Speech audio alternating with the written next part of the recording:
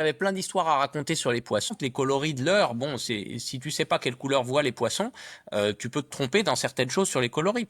C'est un peu ça qui fait aussi le sel de la pêche, tu vois. Bonjour à tous, aujourd'hui je vous invite à la rencontre de l'inédit Bill François. Bill, il nous faudrait une bonne journée pour résumer tout son parcours. Il est à la fois écrivain, acteur, rédacteur en chef de La Pêche et les Poissons, pêcheur passionné, scientifique, bref, la liste est longue comme le bras. C'est pourquoi je vous laisse découvrir cet épisode et restez bien jusqu'à la fin, Bill nous réserve une petite surprise. C'est parti. Eh bien bonjour à tous, aujourd'hui je suis en compagnie de Bill François qui m'a été chaudement recommandé par Numa Marango que j'ai eu au début de ce podcast. Pour commencer, Bill, est-ce que tu peux nous dire qui tu es, te présenter un peu, qu'on sache à qui on a affaire? Oui, moi je m'appelle Bill François. Bill c'est le prénom, hein, beaucoup de gens confondent les deux. Donc je suis scientifique moi au départ. J'étudie les poissons, j'ai fait ma thèse là-dessus et je suis toujours dans pas mal de programmes de sciences participatives autour du monde aquatique. Mais comme je suis pêcheur passionné, j'ai aussi une casquette dans le monde de la pêche. En ce moment, je suis rédacteur en chef de La Pêche et les Poissons, le magazine Ouais. donc autour de la pêche et des poissons. Mhm. Et puis je fais beaucoup de diffusion scientifique au travers de livres et de conférences pour faire connaître cet univers des poissons un peu au-delà du monde de la pêche et des gens qui connaissent envers le grand public pour essayer de faire découvrir ça au plus de gens possible et de sensibiliser à tous les enjeux qui vont autour. Ok. Gros programme, ça me suscite plein de Voilà. questions. Tu t'es pas acheté de la facilité en allant reprendre la chefferie de rédaction du plus gros magazine pêche. Voilà, globalement, tous les gens à qui j'ai parlé jusque-là, on a tous été abonnés à un moment donné et tout. C'est pas une mince affaire. Comment ça t'est tombé dessus, cette histoire? Oui, en fait, ça m'est tombé dessus via des gens que je connaissais, qui connaissaient le groupe de presse qui a racheté, en fait, et ils cherchaient quelqu'un pour reprendre le magazine. Ils cherchaient une équipe. Et puis voilà, ça c'est des hasards de la vie. Et quand on m'a proposé ça, moi, si tu veux, j'étais déjà beaucoup dans la presse. Je fais pas mal de magazines, de projets avec Science et Vie, avec des magazines de pêche aussi, pêche en mer où je faisais déjà des chroniques mensuelles, le Chasseur français où j'écrivais déjà un petit peu aussi de temps en temps. Donc j'avais pas mal et puis même des magazines à l'étranger, etc. Donc écrire des articles et puis gérer des magazines, je voyais un peu comment ça pouvait se faire, mais j'étais pas certain d'avoir l'équipe qui suivrait, parce que ça, là, c'est un travail collectif, c'est quand même pas du tout la même chose que juste de faire un hors-série soi-même tout seul comme je faisais. Donc, ben, j'ai passé quelques coups de fil, et puis j'ai notamment avec Nouma, Mhm. avec qui on a discuté, et puis je lui ai dit, moi, je peux le faire si tu m'accompagnes, et qu'on peut monter une équipe, trouver tout un réseau. Il m'a dit, il n'y a pas de problème, c'est un magazine culte, il y a plein de gens qui ont envie d'écrire. Il y a les gens de l'ancienne équipe aussi, de nombreux pigistes, rédacteurs qui ont envie de continuer, etc. Et donc, comme c'est un projet qui me tenait beaucoup à cœur, parce que comme tu dis, on a tous dans notre enfance, ou nos parents, ou nos grands-parents, ou en tout cas, on a tous connu des gens qui étaient abonnés, on a tous lu ce magazine, les bandes dessinées de la Vandoise, qui sont Mhm. les mêmes depuis les années 70. Hein. Enfin, ça se renouvelle à chaque épisode, mais c'est le même personnage. C'est quand même assez incroyable. C'est historique, quoi. Donc, on voulait surtout pas laisser tomber ce magazine. Donc, voilà, je me suis lancé. Ok. Super. Je reviendrai peut-être sur ce sujet-là, mais comment tu es tombé dans la pêche? Eh ben, ça, je sais pas. Non, c'est marrant parce que quand j'en parle beaucoup avec d'autres pêcheurs et il y a vraiment deux écoles, c'est-à-dire il y a les gens où c'est quelqu'un qui les a emmenés, en gros. Ça peut être les parents, ça peut être les grands-parents, souvent c'est les grands-parents, souvent c'est ou d'un oncle, une tante à la campagne. Quelqu'un qui les a emmenés, voilà, et qui leur a transmis la passion. Et puis, tu as une certaine partie aussi des gens comme moi où on sait pas. C'est comme si c'était en nous, tu vois, comme une sorte de maladie génétique, un truc qu'on avait mais qu'on ne sait pas expliquer d'où ça vient. et peut-être un très lointain ancêtre. Tu sais, des fois, il y a des gènes qui réapparaissent comme ça d'un ancêtre d'il y a très longtemps. Peut-être c'est un truc comme ça. Parce que, en tout cas, voilà, moi j'ai grandi à Paris. Il y avait aucune raison que je m'intéresse à la pêche. Et en fait, j'ai plein de copains pour qui c'est le cas aussi, qui ont grandi à Paris ou dans d'autres grandes villes et qui avaient aucune raison de devenir pêcheurs et qui sont tout aussi passionnés aujourd'hui. Donc, j'ai pas d'explication. Depuis Ok, tout petit, hein, c'est venu. ok, marrant. Et du coup, tu as commencé à traîner tes guêtres de pêcheurs, le canal Saint-Martin, la Seine, etc. C'est ça? Eh ben non, en fait, j'ai découvert ça très tard, qui avait ces super spots au canal Saint-Martin, la Seine, etc. Moi, ma génération, on était un peu trop jeune pour qu'il y ait vraiment le street fishing. Le street fishing, c'est les enfants 10 ans plus tard qui ont commencé le street fishing, tu vois. Moi, il y avait quelques vieux qui pêchaient dans la Seine, un petit peu des vieux artisans, mais c'était pas un truc très hype comme c'est devenu 10 ans après avec Fred Missner, etc. Non, la Seine, j'y touche. Et puis la qualité de l'eau aussi de la Seine n'était pas encore adéquate. Il y avait une eau qui était encore très chargée en matière organique, donc beaucoup de poissons blancs. Il y a d'ailleurs eu le championnat du monde de pêche au cou en 2001 dans la Seine qui m'avait beaucoup impressionné. Mais à part les pêcheurs au cou, il n'y avait pas encore la population de carnassiers et surtout la population de pêcheurs de carnassiers qu'il y a aujourd'hui. Donc non, moi j'ai appris la pêche en week-end, en vacances, dans des étangs, au bord de la mer, etc. Et donc au départ, c'était vraiment une activité dont je rêvais toute l'année avec les magazines, etc., les bouquins, mais que je ne pratiquais que en week-end et en vacances, quoi. D'accord. Ok, ok, super. Et est-ce que c'est ça qui a guidé ton choix de carrière professionnelle plutôt scientifique? Pas vraiment non plus. Non.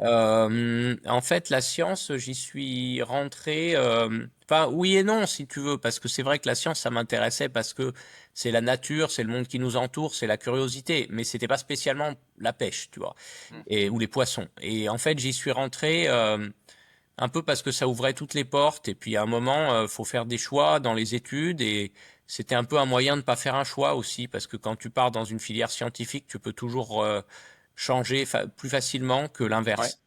Et puis en y partant, c'est là que j'y ai pris goût, que j'ai rencontré un super prof en terminale de physique qui m'a vraiment donné le goût de la physique. Et ensuite, j'ai continué des études de type ingénieur, physique, etc.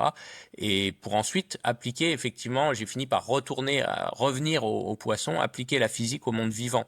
Euh, et là, j'ai fait des projets de recherche dans différents sujets avant de m'apercevoir que c'est surtout les poissons qui m'intéressaient. D'accord. Ok, chouette.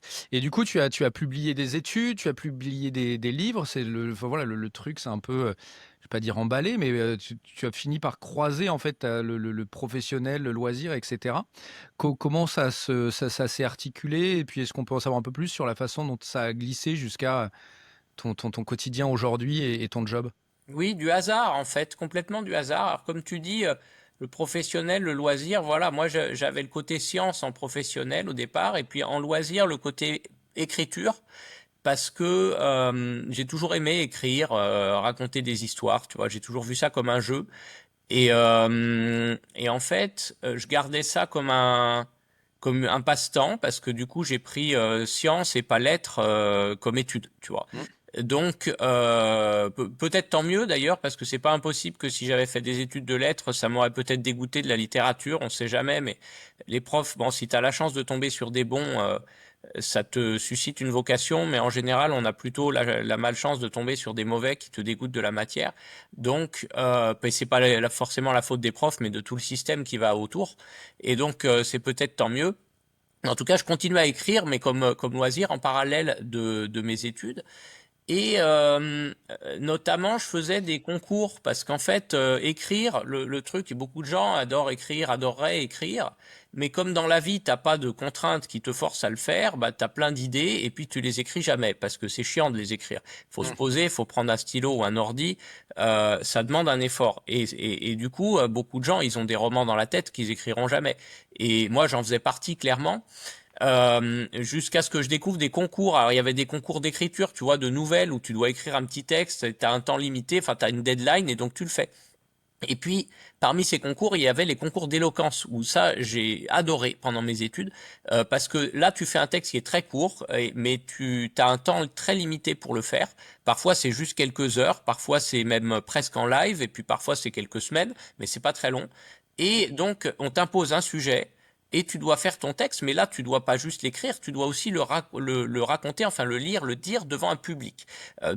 Parce que c'est concours d'éloquence, donc c'est pas juste Mm. écriture, c'est Ouais. aussi le côté théâtre presque, tu vois. Ouais. Mais théâtre où t'écris ton propre texte, parce que moi, j'aimais bien le théâtre, mais ça m'ennuyait de jouer les textes des autres, tu vois.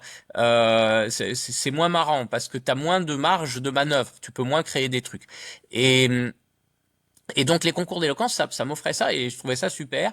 Et j'ai commencé à en faire pas mal pendant mes études. Et puis à force, bah, ça marchait bien parce qu'en plus moi j'étais en sciences, donc j'avais rien à perdre dans ces concours-là, tu vois. Tandis que les autres, souvent les autres qui participaient, ils faisaient des études de Sciences Po, de droit, de choses comme ça. Donc eux, ils espéraient faire ça pour leur CV, pour que ça leur rapporte un stage avec le ministre qui était dans le jury, tout ça. Moi, j'en avais rien à foutre du ministre qui était dans le jury, donc je le vannais et puis je gagnais le concours, tu vois. D'accord. Et on était une petite équipe, que des scientifiques, on faisait ça, on gagnait à chaque fois. Et en fait, c'est pourquoi je raconte ça, parce que il y a à un moment, à force de faire comme ça des concours d'éloquence, il y en avait quelques-uns qui se retrouvaient sur YouTube, et il y a la télé, France 2, qui m'a appelé en me disant, on fait un casting pour un nouveau jeu télévisé qui sera un concours d'éloquence, est-ce que vous voulez participer? Et donc j'ai participé et en fait le lot pour ce jeu télévisé, c'était pas une bagnole ou une croisière comme c'est souvent, c'était un contrat d'édition. Et c'est comme ça que j'ai eu l'occasion de publier mes livres. Et en fait, moi, j'avais toujours eu des idées de livres et tout, mais comme je te disais, voilà, j'avais jamais eu l'occasion. Et puis comme on m'avait toujours dit que c'est hyper dur de trouver un éditeur, et c'est vrai, c'est plus que hyper dur. Le système, il est complètement bouché. T'as moins de chances d'avoir un livre publié en envoyant à l'éditeur que de gagner au loto. Il vaut Ah mieux ouais. gagner, il vaut mieux jouer au loto. Vraiment, c'est à peu près pareil. C'est de l'ordre d'une chance sur 10 000 ou sur 10 à 100 000, quoi. Enfin, même si ton livre c'est Harry Potter, hein, même si c'est le meilleur livre qui soit, Mais pour euh, quelle raison? Alors ça, c'est de la curiosité, on va peut-être ils s'égarer, en reçoivent mais trop. En ils en fait, reçoivent trop? ouais, il y a plein de gens qui écrivent et donc ils en reçoivent énormément. Mais bon, ça c'est pas l'unique raison, si tu veux. Eux, ils en reçoivent des dizaines, voire des centaines par jour. Et en fait, du coup, ils ne mettent pas l'effort pour essayer de les lire et de les analyser. Ce qui est bête parce D'accord. qu'aujourd'hui, encore plus maintenant qu'il y a l'intelligence artificielle où ils pourraient les faire juste scanner par une machine. Et déjà, ça leur donnerait une idée, mais même avec un stagiaire qui ouvrirait juste les deux premières pages, il pourrait s'apercevoir facilement des livres qui sont bons, tu vois. Mm. Mais ils préfèrent avoir des systèmes de poubelles spéciaux dans les maisons d'édition pour bazarder les livres plus Mm. rapidement, tellement ils en Des reçoivent shifteuses. Ah ouais. parce que ça fait des fissures dans les bâtiments et tout. Enfin, Ah ouais. ça se compte en tonnes. Ah oui, non, mais c'est un truc de fou.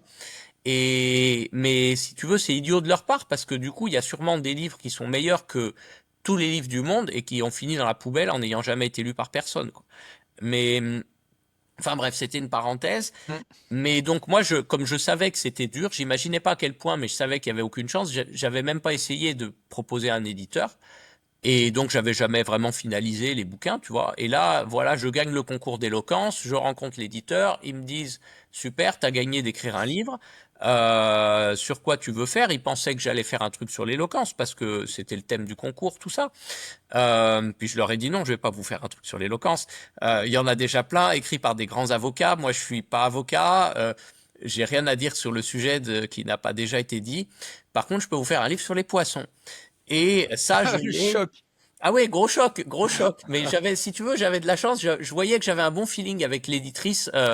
Elle était ouverte d'esprit, marrante, tu vois, originale. Donc je me suis dit, je tente le coup. Euh, J'étais guide à l'aquarium à cette époque-là, en même temps, en parallèle de ma thèse. J'emmenais des touristes visiter l'aquarium de Paris, la Porte Dorée, là, l'aquarium où il y a beaucoup de poissons d'eau douce. Je vois bien, Et j'ai emmené ma fille quand j'étais à génial. Paris. Bah oui, donc tu vois comment il est. C'est un vieil aquarium très pour ceux qui J'ai connaissent même eu pas. la chance, je te coupe, j'ai eu la chance de passer une soirée avec sais pas, responsable ou scientifique, etc. de cet aquarium-là, qui est copain avec Renaud de chez HPA, que tu connais peut-être. D'accord, Il doit d'accord. s'appeler Eduardo, quelque chose comme ça, Mais juste oui, voilà, et en je savais aparté. pas qu'il était copain avec Renaud. Génial. Ah bah oui, du coup, tu as dû un peu voir les coulisses, etc. J'ai de fait, non, on l'aquarium. a fait une soirée de Noël, on s'égare. J'ai fait une Dans soirée de l'aquarium. Noël Ah chez oui, Non, non, chez Renaud. Et il y pas dans avait ce gars-là, l'aquarium, en fait, d'accord. parce que Renaud, ça va le faire rire, il m'a charrié hier en me disant que j'étais Excellent. devenu youtubeur. En fait, tous les ans, avant Noël, il réunit quelques potes d'horizons différents. D'accord. Et ils font une espèce de jeu autour du cadeau de Noël. Et du coup, on s'est Ah, c'est retrouvé là chouette. avec ma femme, avec ce gars-là notamment. Il y avait d'autres personnes, mais il y avait ce D'accord. gars-là. Donc moi, ça m'avait fasciné, du coup, de parler de l'aquarium, etc., de son job, d'aller chercher les poissons, etc. Eh ben, Bref. parce que quand tu disais soirée, à une époque, ils faisaient des soirées dans l'aquarium. Alors ça, j'ai Et pas eu cette chance. ça, moi non plus, mais il y a même eu le Big Game Fishing Club de France, donc ce vieux club Hmm. de pêche au gros qui existe encore, hein, qui aura 60 ans cette année. À la grande époque de ce club-là, où il y avait Carlos et compagnie, Ouais. enfin c'était peut-être un peu après le décès de Carlos, non, remarque, oui, ça devait être dans les années 2000, donc autour de ces années-là. Ils ont fait un dîner de gala dans l'aquarium. Canon. Et ça devait être assez exceptionnel. Tu m'étonnes. Euh, Mais ouais, donc Excuse-moi, j'étais je t'ai guide à coupé. l'aquarium, j'avais plein d'histoires à raconter sur les poissons. L'éditrice me dit Banco, fais ça, et puis tu mettras éloquence dans le titre par rapport à la télé, parce que quand même, faut pas. Voilà, donc c'est comme ça que ça s'est fait, mon premier bouquin, qui s'est appelé Éloquence de la sardine. En fait, j'ai fait voter à mes amis, éloquence, ok, mais de quoi? Alors le thon, la baleine, le poulpe, l'hippocampe, l'espadon, et puis tout le monde a voté la sardine. Et pourquoi alors, Bah, justement? j'en sais rien, mais tout le monde a voté pour la sardine. À mon avis, c'est parce que, bah, c'était pas tous des pêcheurs, sinon ils auraient voté le brochet. Mais non, je pense que c'est parce que tu vois, la sardine, elle est sympa, quoi. On aime, on a tous de l'affection pour la sardine. Il y a rien de négatif envers la sardine en tant qu'animal, tu vois. C'est un Ah, puis petit c'est animal. l'été, c'est la grillade d'été En aussi, c'est plus, le de voilà, c'est la l'animal qui est rentré grillade dans toutes les d'été. maisons, quoi. Et puis, dans toutes les régions, on l'aime bien parce que partout, c'est un peu la grillade d'été. Les boîtes de sardines, on les connaît partout. Les Portugais, ils sont fous de sardines. Les Marseillais, ils ont leur histoire du port de Marseille et compagnie, ils aiment bien aussi. Et les Bretons, c'est toute l'industrie de la sardine de l'époque et tout, donc Mhm. ils aiment bien aussi. Donc tout le monde aime la sardine, quoi. Et il parlait de quoi, ce livre, justement? Et ben du coup, il parlait du monde sous-marin, hein, de plein d'histoires sur les poissons, les histoires que je racontais à l'aquarium, et puis plein d'autres, où en gros je pars de l'idée d'écouter les sons sous la mer, tu vois, de dire et Mhm. si on prêtait l'oreille à ce qu'il y a sous l'eau, parce qu'on on regarde beaucoup avec les yeux le monde marin, il y a plein de documentaires où on voit des images, mais on n'écoute pas, alors qu'en fait le son il est beaucoup plus important que la vue pour la plupart des animaux marins qui vivent dans des eaux troubles, des eaux sombres, etc. Donc je commence en disant qu'est-ce qu'il y a simplement à écouter dans la mer si on met la tête dans l'eau, qu'est-ce qu'on entend? Les baleines, peut-être les crevettes, peut-être les poissons, etc. Et puis de là, je raconte toutes les histoires qu'il peut y avoir dans le monde marin, enfin plein d'histoires variées sur les poissons, sur leur reproduction, sur leur vie en groupe, leur vie sociale, leurs secrets, quoi. Et puis ensuite, je vais même un peu explorer tout ce qui est nos rapports à nous humains avec le monde aquatique. D'accord. Voilà. Ok, canon. Et du coup, tu as continué, tu as édité Bah d'autres oui, livres, une j'ai fois vu. que tu as un pied dedans, que tu as le 06 des éditeurs, en fait, c'est plus très compliqué de continuer si tu veux. Ils se méfient des gens qui connaissent pas, mais une fois que tu y Mhm. es, puis surtout ce bouquin-là a très bien marché, j'ai eu de la chance, qu'en fait il C'est soit c'est quoi, traduit. excuse-moi, c'est quoi très bien marché? C'est Bah un c'est très, volume? en fait, ça dépend de ce que tu te fixes comme objectif, etc. La moyenne, comme il y a beaucoup de livres qui sont envoyés aux éditeurs, très peu qui sont publiés, mais le très peu, c'est déjà énorme. Donc en fait, il y a beaucoup de livres quand même qui sortent chaque année. Et donc la moyenne des ventes, elle n'est pas énorme. Si tu regardes la moyenne des ventes des livres en France, je sais plus combien c'est, mais c'est quelques centaines d'exemplaires, tu vois. D'accord. Donc c'est pas extraordinaire. Donc pour certaines personnes qui vont lancer un premier livre et ils vont en vendre 1000, ils vont déjà dire que c'est un beau succès, tu vois. Et ils auront raison parce que c'est déjà beaucoup plus que ce qu'ils pouvaient espérer en moyenne, tu vois. Donc après un succès de librairie pour un livre un peu documentaire, on va dire qu'à partir de 3000, t'es pas ridicule. À partir de 5000, c'est correct. Tu t'es pas cassé la gueule et t'as assuré correctement, quoi. On peut déjà dire que ça a marché. À partir de 10 000, c'est un gros succès, tu vois. Toi, Euh, tu as fait? Après, là, quand je dis gros succès, c'est pas gros succès comme les gros succès de Oui, les Lady des et compagnie. best-sellers. Tu vois, La vie secrète des arbres, par exemple, qui est un peu dans le même créneau que moi, mais qui est le succès absolu. Il a fait plus d'1 million en France. Et D'accord. encore, en France, alors que c'est une traduction. Mais en gros, un gros livre best-seller un peu documentaire, ça peut vendre 50 000. Tu vois, c'est des gros chiffres. Euh, Après, tout dépend de ta notoriété et de combien tu vends. Tu vois, Et toi, tu as vendu combien du donc moi, coup? la sardine, j'ai vendu 20 000 20 000? en France, mais j'ai été traduit dans 16 langues ou 17 langues, je sais plus, enfin beaucoup. Et donc, ça vend beaucoup plus à l'étranger, quoi, tu vois. Mais donc, pour un premier livre, c'est extraordinaire. C'était totalement inattendu, complètement dingue. Parce qu'en général, quand tu pars de zéro, que t'es pas connu du tout, un premier livre, si t'en vends 3 000, t'es très, très, très, très content, quoi. Ouais, c'est Donc, tes ouais. parents et tes voisins qui achètent. Oui, oui, voilà. En fait, avec les parents et les voisins, tu peux vendre souvent plus qu'en librairie quand tu commences. C'est un peu ça le. Bah, tu sais, après, c'est des systèmes qui favorisent les gros.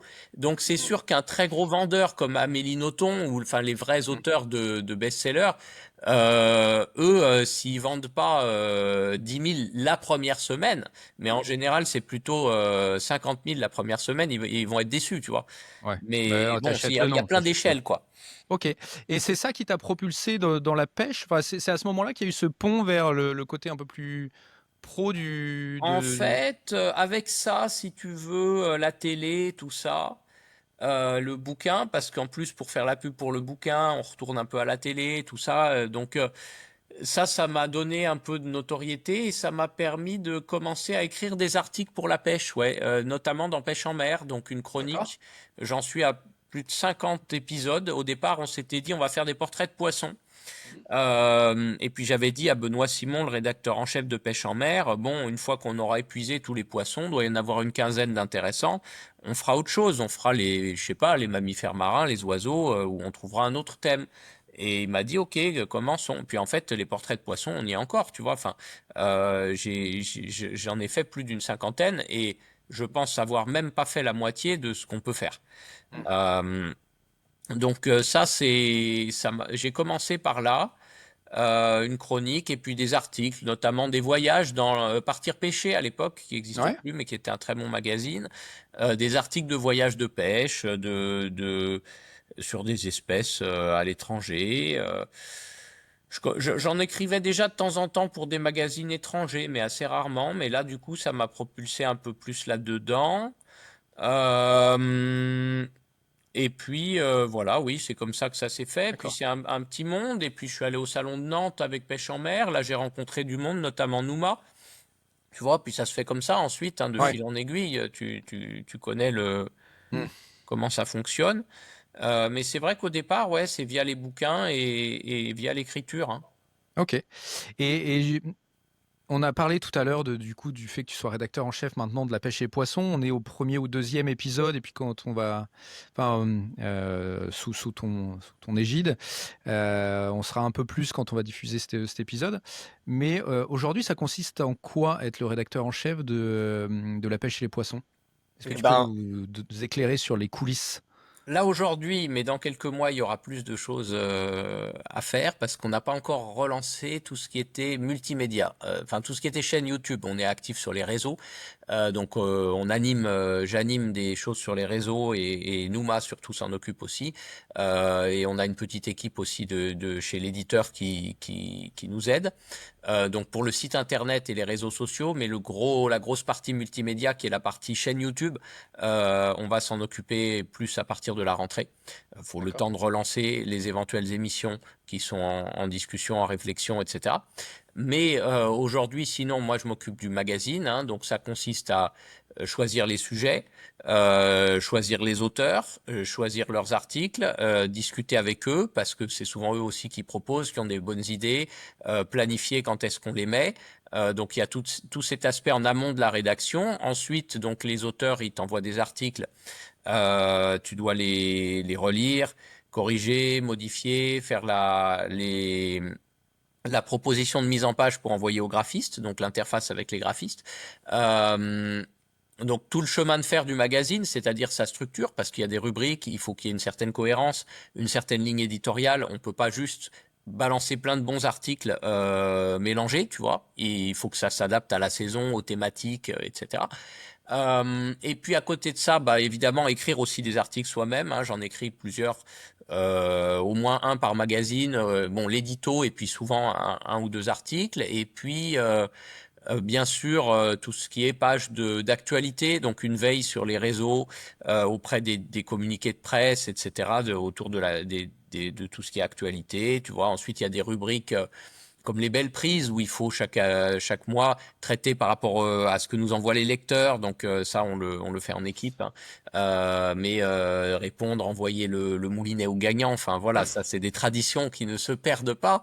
Évidemment, on avait envisagé de supprimer cette rubrique qui nous semblait un peu vieille quand on a repris. Puis là, euh, toutes les personnes à qui je demandais qu'est-ce que vous préférez comme rubrique dans la pêche et les poissons, me demandaient, ah, moi ce que je lis en premier, c'est les belles prises.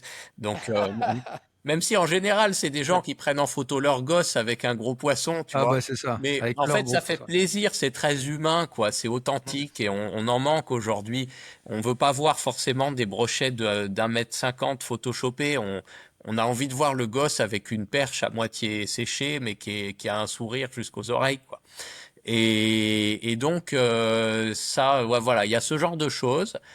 J'oublie sûrement des trucs, bah, corriger, relire. Et puis après, il y a tout ce qui est un peu politique aussi, enfin politique extérieure, quoi, de gérer le magazine auprès des partenaires, de discuter, de faire des partenariats avec des événements, avec des marques, etc. Et tu parlais de tout ce qui est YouTube, etc. Donc on va dire autour du magazine. Hum. Pour toi, c'est quelque chose qui pousse le magazine? C'est une offre complémentaire ou c'est avec ton abonnement, tu as ça en plus? Comment ça s'incrémente tout ça, les uns vis-à-vis des autres? Alors pour l'instant, on prévoit pas de faire des contenus de type YouTube qui nécessitent un abonnement. C'est peut-être quelque chose qu'on pourra envisager à un moment, effectivement, des contenus exclusifs.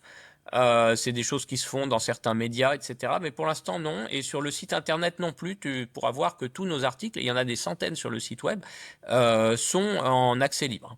D'accord. Je pense qu'aujourd'hui, c'est quand même bien de rendre ces choses-là gratuites. Et à mon avis, les médias traditionnels, il y en a beaucoup, tu sais, où dès que tu cliques sur l'article, tu as les 3 premières lignes et ils te demandent de t'abonner. Ils ont raison, c'est bien, faut soutenir la presse, surtout, enfin, il y a des presses indépendantes qui en ont vraiment besoin, mais je pense que c'est un système qui lasse beaucoup de gens, et c'est vrai qu'on clique plus sur les gros magazines, Le Monde, Le Figaro, Libération, parce qu'on sait très bien que dès qu'on va Ah, c'est cliquer, on chiant, n'aura ouais. pas l'article, c'est chiant. Et malheureusement, qu'on le veuille ou non, on est radin, on n'a pas envie de payer 1 € par mois l'abonnement. Au magazine parce qu'il faudrait payer pour tous et qu'on peut pas. Donc nous c'est gratuit, c'est pas, on n'est pas dans du contenu exclusif sur le YouTube. Ça serait de reprendre comme ce qui se faisait déjà avec les anciennes équipes qui marchaient très bien, qui ont fait un travail formidable avec des émissions. C'est des tutos pêche, c'est des reportages, c'est des tests de matériel, c'est toutes sortes de choses. On va varier un peu les plaisirs, on va essayer d'être présent sur plus de plateformes, tu vois, parce qu'une émission YouTube, on peut facilement la décliner en petits réels qui vont sur Instagram, qui vont peut-être même sur TikTok, sur Facebook, etc. Euh, donc c'est un plus, effectivement, c'est un plus qu'on apporte, c'est une autre dimension, ça permet de toucher aussi d'autres publics. D'accord. OK. Et tiens, moi j'ai pas mal d'idées de projets, a posteriori de ce podcast. Est-ce qu'aujourd'hui tu trouves qu'il y a un truc qui manque sur lequel vous irez peut-être pas, mais dans l'univers, pêche, est-ce qu'il y a un truc, tu dis: «Tiens là, il y a un trou ici, je comprends pas qu'il y ait personne»? Très bonne question, c'est intéressant. Tu me diras ton avis après. Moi, je pense que là, comme ça, tu vois, c'est le genre de question où on a un peu l'esprit d'escalier. C'est souvent tout à l'heure dans le train que je vais y penser, tu vois. Et que je vais me dire, mais ouais, il y a ça, et puis il y a aussi ça, et puis il y a aussi ça, et que il va me venir des idées révolutionnaires. Là, comme ça, quand tu me le demandes, c'est difficile. Je pense qu'il y a, tu vois, quand on voit des choses qui ont du succès dans des créneaux un peu nouveaux, comme les TikTokers, typiquement Mmh. Sombre Pêche, Moi, j'ai pas TikTok, donc j'ignorais totalement l'existence de Sombre Pêche jusqu'à ce que Nouma m'en parle. Bah, en fait, lui, ça s'appelle Sombre Pêche parce que c'est le côté sombre de la pêche, pas quoi que ce soit de mauvais, mais juste parce qu'il découvre, tu vois. Et du coup, c'est quelqu'un qui, c'est pas un grand pêcheur, c'est un débutant total au départ. Ça fait que quelques années à peine qu'il pêche. Au départ, et ça faisait quelques mois quand il a lancé sa chaîne, mais du coup, il découvre en même temps que le public et les gens adorent regarder ça et voir le côté authentique d'un gars qui rate son nœud, qui galère, qui tout ça, et qui de temps en temps réussit, donc ça fait plaisir.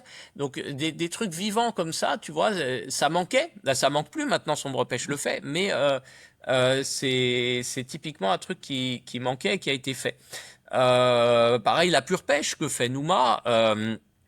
Le côté vraiment grand spectacle télévisuel autour de la pêche, c'est un truc qui manquait, qu'on fait aujourd'hui. Donc non, moi je pense que ce qui manque, c'est plus auprès du grand public, communiquer, trouver des moyens de diffuser la pêche hors du monde de la pêche.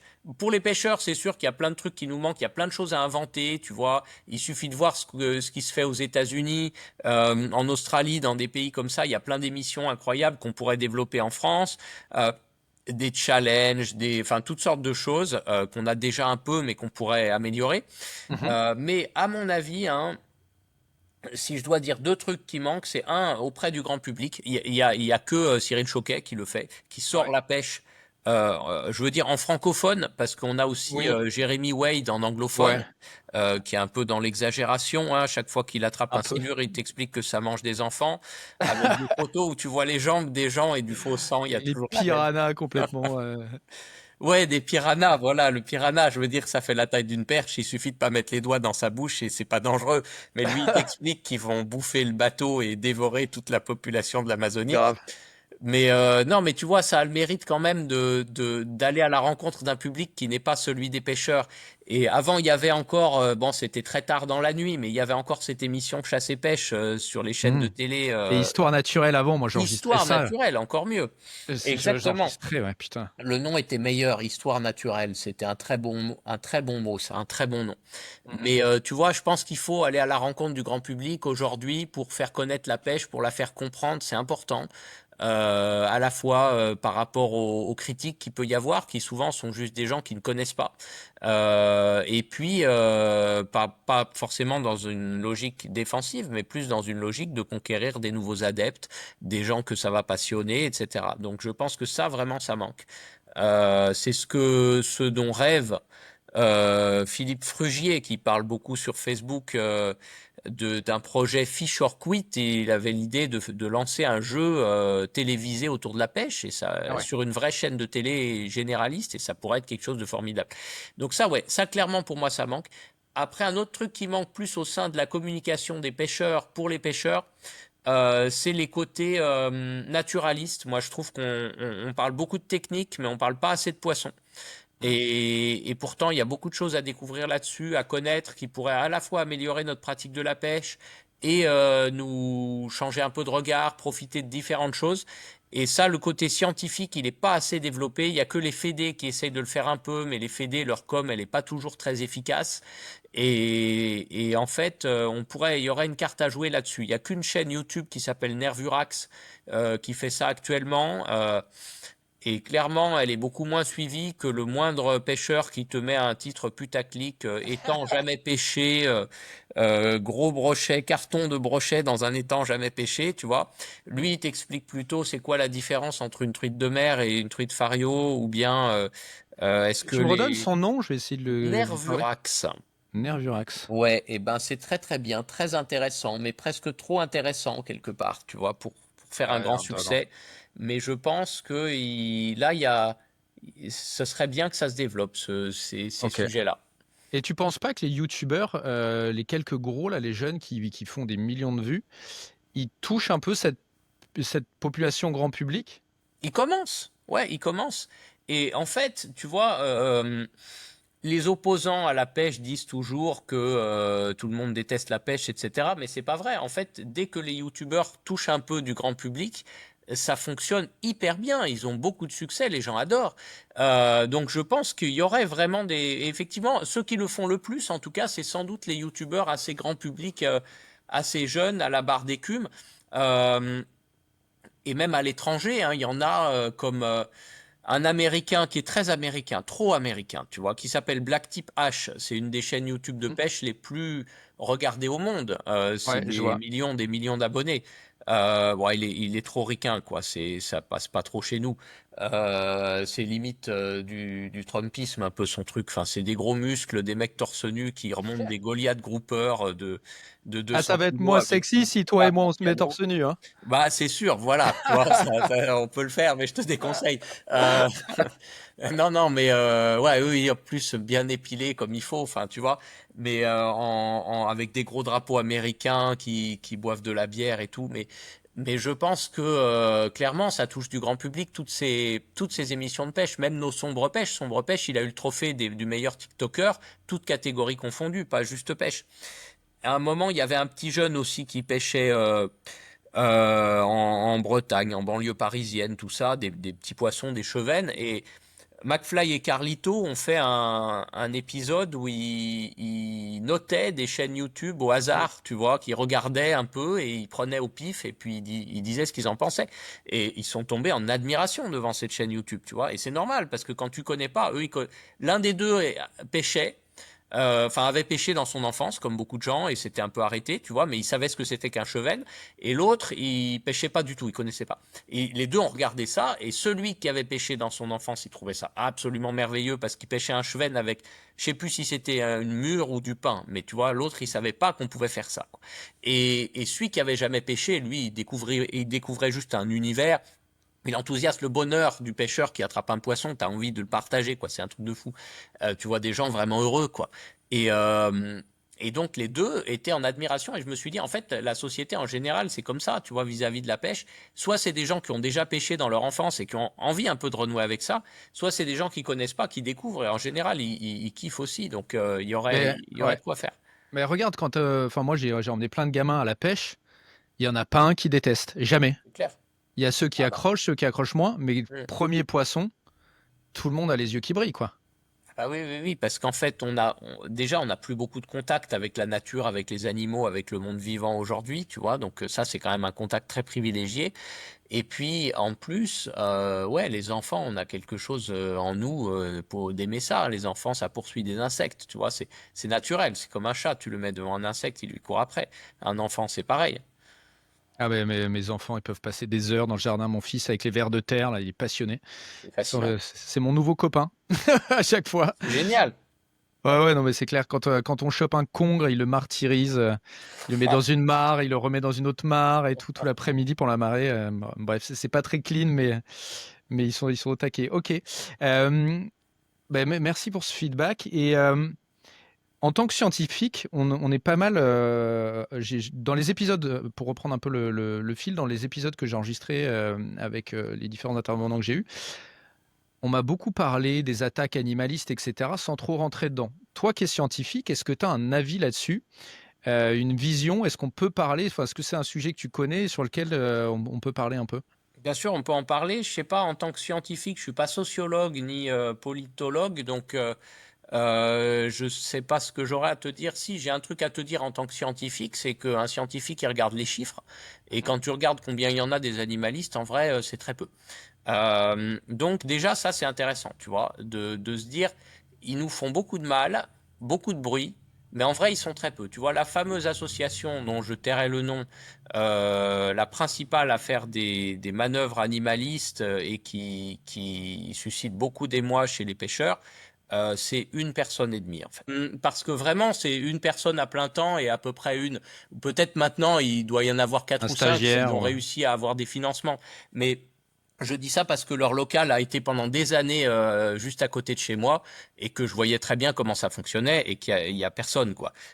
Si tu veux, il y a quelques bénévoles, une personne à plein temps là-dessus, et peut-être deux personnes à mi-temps quoi. Et en fait, avec des budgets très faibles, hein, parce que beaucoup de gens, voyant l'ampleur que ces gens-là arrivent à avoir, beaucoup de pêcheurs croient que c'est la Silicon Valley qui les finance, que c'est tout un mouvement d'une grande ampleur qui nous attaque. Non.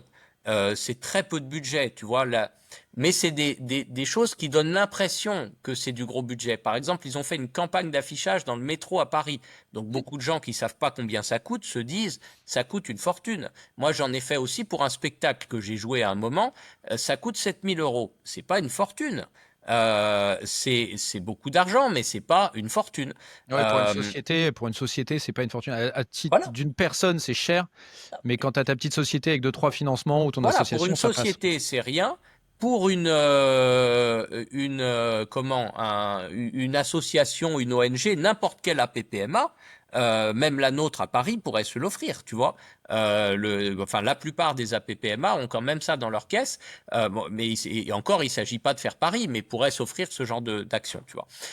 Et donc, là où je voulais en venir dans cette histoire, c'est que ils sont pas très nombreux, ils ont pas beaucoup de moyens.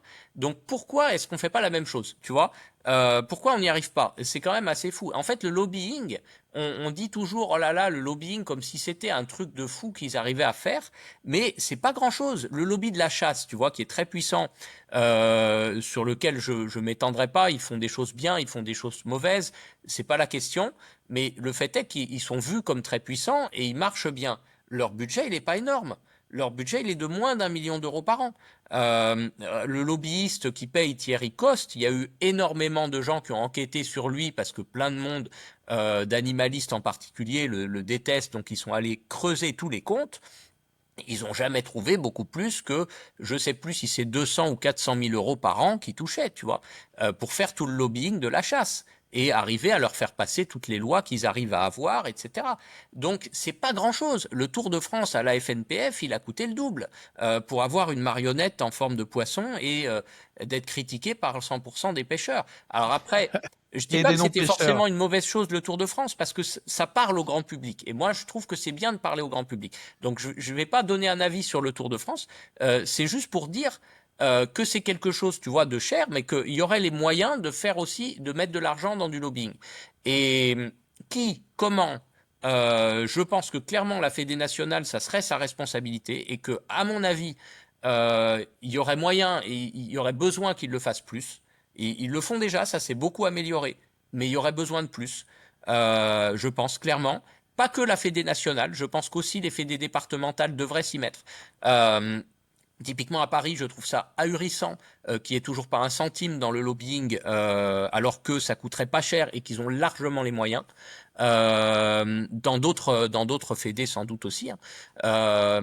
Tu vois, et je pense aussi que le JFAP, les marques, etc. devraient et toutes ces instances devraient se regrouper un peu pour essayer d'organiser ça ensemble. Tu vois, comme ça, chacun met aussi partage un peu les frais.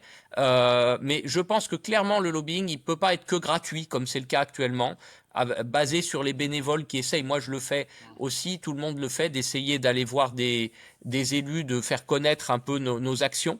Et On a excuse-moi, face à nous des lobbies très dangereux et je parle pas des animalistes où encore une fois, comme je t'ai dit, c'est pas grand-chose. Je parle plus de tout ce qui est agro-business, de tous les destructeurs des rivières, la pollution, de tout ce qui est EDF. Euh, tout- Toutes ces instances-là, elles sont hyper puissantes. Nous, on gagnerait à être plus présents sur ce terrain-là. Voilà. et pourquoi toi, Bill François, en tant que rédac chef du plus gros magazine de pêche, enfin, je sais pas combien il y a de tirages, mais on parle d'un truc, c'est pas rien, t'irais pas interviewer, c'est peut-être une idée à la con, mais chaque mois, un homme politique, pêcheur, pas pêcheur, mais histoire, tu vois, de discuter avec lui, de confronter, tu vois, en plus, toi, tu as un œil scientifique, donc ça serait chouette qu'un mec comme toi puisse, tu vois, argumenter, mettre ça, et tu vois, arriver avec du poids, parce que j'ai eu cette discussion, je sais plus si c'est avec Mathias ou quoi, globalement, enfin, au niveau national, la fédé de pêche, je pense que tout le monde a lâché prise, parce que ça m'a l'air d'être peine perdue, Oh, il faut même pas. si... Non, il y a de l'amélioration. C'est juste qu'elle est très lente, cette Oui, mais amélioration, parce c'est que le exactement ce que système, me il est disait très lent. Mathias. Mathias m'a dit la même chose, mais du Hum. coup, est-ce que toi qui as les mains un peu plus libres, tu pourrais pas essayer, tu vois, chaque mois, alors comme moi je le fais avec les gens de la pêche, mais chaque mois, tu chopes un mec, un coup de droite, un coup de gauche, un coup d'un extrême, un coup de l'autre, pour discuter, tu vois, rentrer aussi, parce qu'il y a aussi ce truc-là, c'est comme tu l'as dit, en fait, il y a de moins en moins de monde à pêcher. Du coup, enfin, en relation humaine, tu sais très bien qu'un gars avec qui tu as parlé, un gars avec qui tu as serré la main, tu le trouves plus sympathique qu'un mec que tu n'as jamais vu. Bah, typiquement, s'il y avait un pêcheur à parler à un politique, tu vois, tu commences à rentrer dans son truc et puis du coup, tu vas parler d'un autre. Et chaque mois, tu vas petit à petit, comme ça, évangéliser gentiment. Alors, tu me diras, il y a des élections et vu que toi, tu parles une fois par mois, tu vas pas pouvoir changer l'Assemblée nationale. Mais typiquement, peut-être qu'un magazine comme le tien pourrait aussi participer à ce truc-là, tu vois, Je au-delà pense de que c'est une dénoncer. bonne idée. Il faut réfléchir comment le faire, effectivement. Profiter des élections qui sont les moments où les gens promettent. Tu vois, je te disais tout à l'heure, les animalistes, ils sont très peu nombreux, mais ils font beaucoup de bruit et ils font beaucoup de mal. Pourquoi? Parce que ils ont les bonnes stratégies. Parce que eux, ils mettent tout dans enfin, ils mettent beaucoup, beaucoup dans le lobbying de terrain, justement. Et en particulier d'aller faire promettre des trucs aux gens avant qu'ils soient élus. Et en fait, avant qu'ils soient élus, les politiques, ils promettent de partout. Parce que c'est comme ça qu'ils se font élire. Après, ils tiennent pas toujours leurs promesses, mais une fois qu'ils ont promis, tu peux revenir les voir en disant, regardez, vous avez promis. Et ils sont même allés jusqu'à leur faire signer des papiers avant les élections, avec marqué, je m'engage à arrêter les balades en poney, à cesser la dératisation, parce qu'ils en sont là, ils sont contre la Ah bah oui, je dératisation. sais, ouais. En fait, c'est ça qui me gêne le plus, tu vois, ils seraient juste contre certains types de pêche, etc. On pourrait discuter, mais en fait, ils veulent couper tout lien de l'homme à l'animal, quoi. Mm, mm. Ils Ah ouais, sont mais même contre des animaux entre eux, l'équitation, quand contre, tu écoutes le ah bah les fondateur plus de ce extrémistes, mouvement-là, le bien sûr. fondateur du mouvement a quand même dit qu'il fallait Mm. stériliser tous les lions de la savane parce qu'ils utilisent les gazelles à leur profit, quoi. Bien sûr, Donc les on plus va loin. extrémistes. Et si tu veux, c'est d'autant plus dommage que c'est une cause, la cause animale, qu'on partage en tant que pêcheur et qui est extrêmement noble, c'est-à-dire de vouloir que les animaux se portent bien, d'avoir de l'empathie en tant qu'humain envers le règne animal. C'est quand même quelque chose d'important. Et de respecter l'animal, c'est a priori la base de notre activité aussi, de créer des liens avec le monde vivant, tu vois. Donc c'est dommage d'avoir ces extrêmes-là parce que des animaux pas respectés, il y en a plein et malheureusement ils s'y attaquent pas, tu vois. Ils vont s'attaquer aux balades à poney au jardin du Luxembourg dans le 5e arrondissement de Paris, mais ils vont pas s'attaquer à l'élevage industriel de poulets. Ils vont s'attaquer aux pêcheurs en eau-pile du canal Saint-Martin qui relâche son brochet sans ardillon quand ils arrivent à en attraper un une fois par an. Et par contre, le restaurant de sushi juste à côté qui te sert des poissons qui ont agonisé dans des cages d'élevage en Norvège absolument dégueulasses pendant des mois, bourrés d'antibiotiques, etc. Ça, ils en disent rien, tu vois. T'as une chaîne dans la chasse qui fait très bien le debunk. Je sais pas si ça te parle, Richard sur Oui, Terre. oui, Moi, je j'aime suis bien, assez c'est fan. intéressant, ouais. Ouais, c'est les. Mais je sais pas, tu vois, s'il faut vraiment tant que ça débunker, parce que pour moi, tu vois, eux, ils ont une typiquement les animalistes, mais c'est vrai de la plupart des lobbies qui réussissent en général, ils ont une stratégie offensive, pas défensive. En fait, à partir du moment où tu es défensif, c'est comme quand tu es le deuxième à jouer aux échecs, tu as un coup de retard et donc tu as forcément une probabilité plus faible de gagner. Et clairement, à partir du moment où tu es le deuxième à tirer, tu vois, celui qui fait la vidéo d'attaque, il va faire 1 million de vues, celui qui fait la vidéo de debunk, il fera forcément moins. Il Bah, fera 500 000. ça fait Et, appel à deux biais cognitifs, en fait, pour digresser un peu.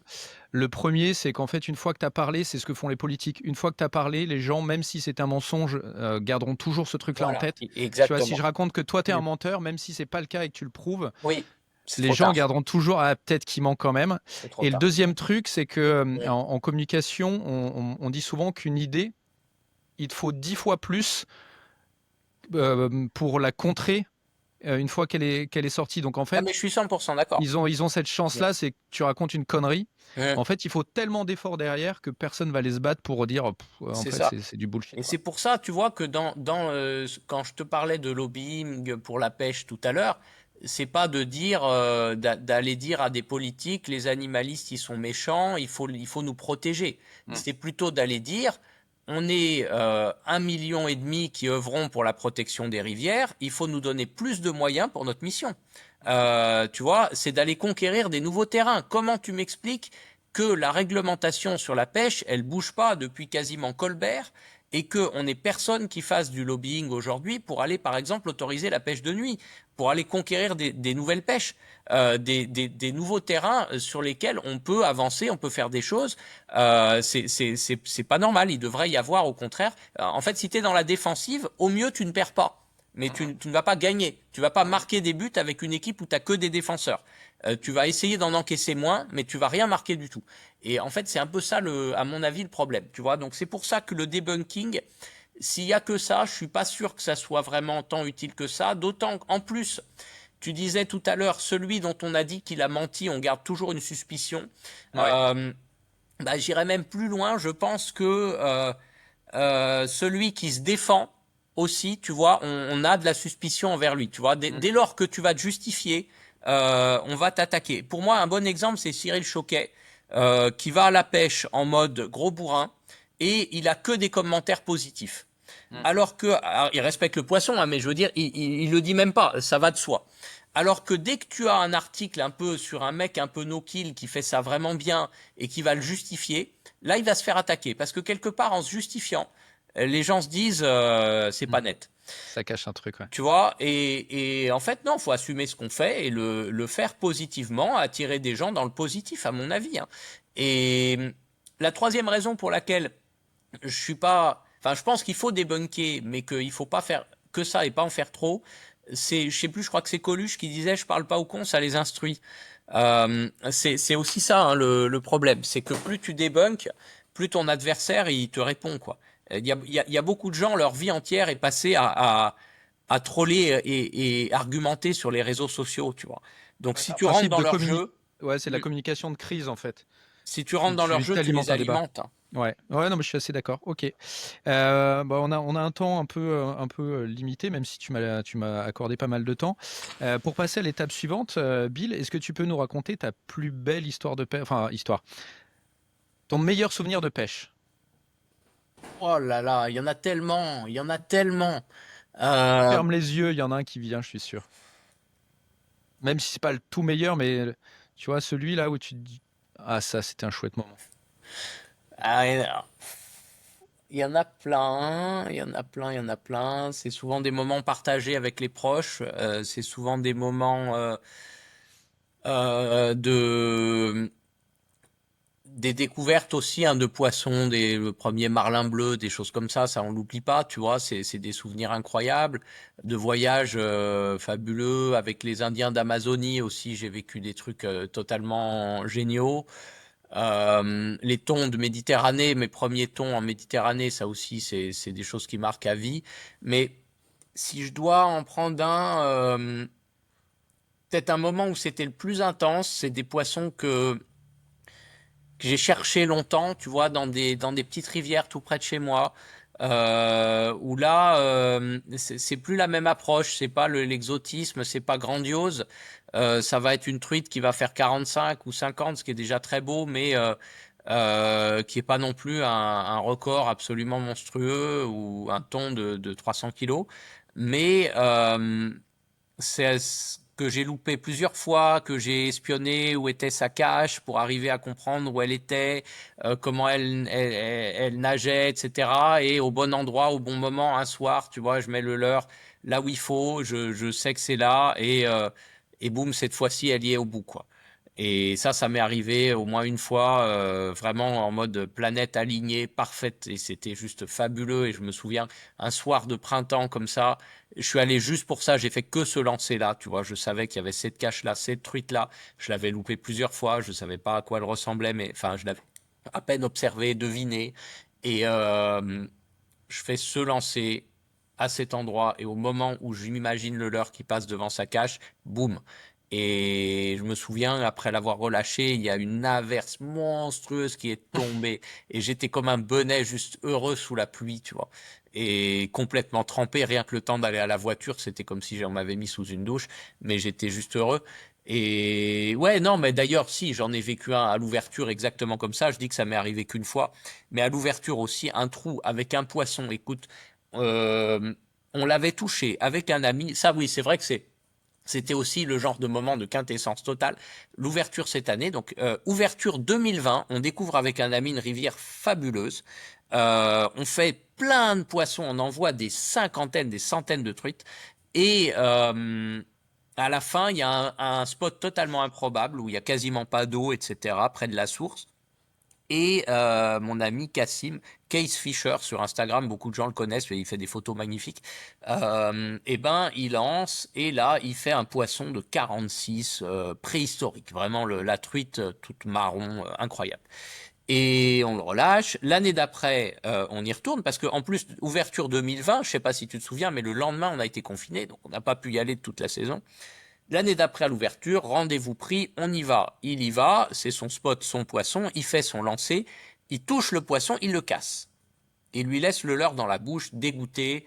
Pendant 3 jours, il n'en a pas dormi.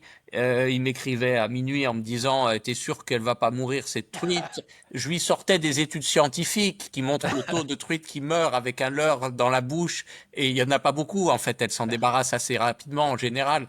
Mais il y a toujours un risque, donc, tu vois.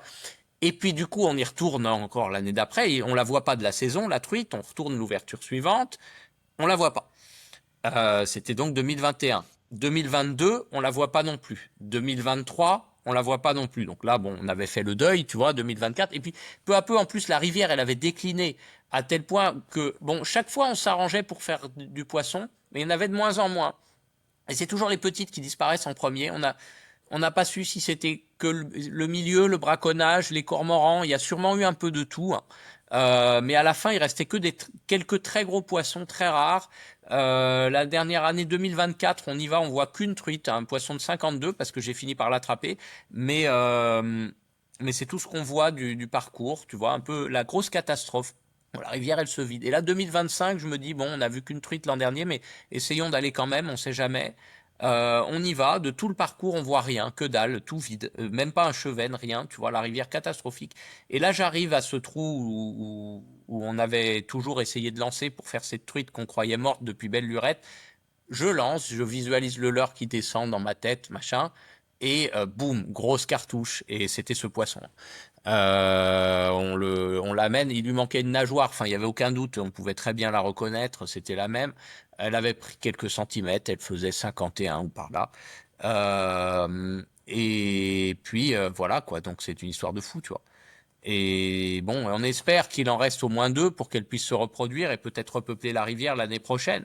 Mais voilà, ça c'est des histoires quand même totalement fabuleuses et des poissons partagés en plus. Moi, je trouve que c'est important quand tu pêches souvent le même spot ou que tu connais des gens qui le pêchent, de prendre des bonnes photos des deux côtés, droite-gauche des poissons, parce que tu t'aperçois que tu en reprends tout le temps les mêmes.